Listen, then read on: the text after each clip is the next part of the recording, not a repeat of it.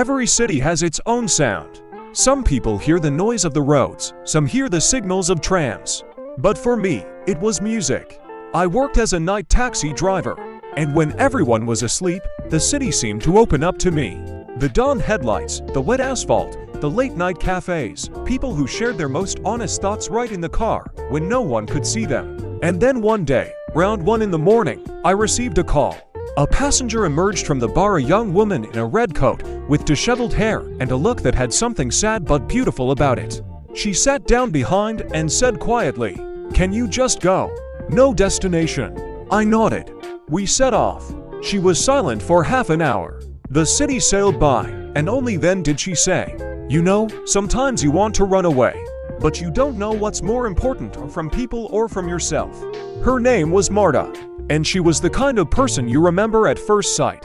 The next night she called me again, then the next. And so began our nightly trips without an itinerary. I knew all her silences. She was my gestures. And each time she opened up more. "I used to love him very much," she said once. "And he just left. Without explanation. Like he turned off the lights, that's it. Are you still waiting?" She looked out the window. "The problem is that I'm more angry with myself, which still hurts." And at that moment I wanted to hug her. But I was just a driver.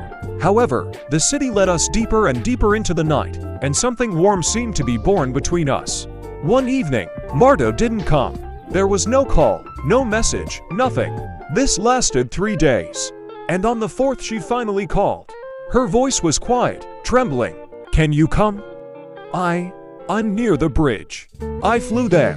Marta was standing at the very edge, looking down at the water. Her eyes were red, her fingers were cold. I thought, you know, that if I fell, it would be easier. I approached slowly, without touching, without scaring. I just stood next to him. "If you fall, the city will go out," I whispered. She cried. I held out my hand. "Let's go.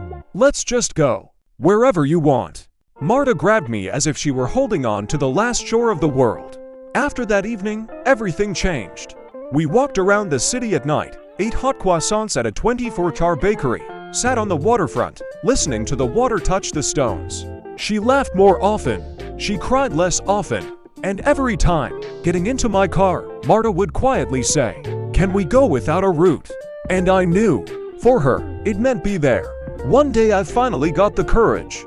We were driving in silence, and I said, "Martha, if you ever want to stop, it'll be the place to stay." She was silent for a long time. Then she leaned forward and rested her head on my shoulder.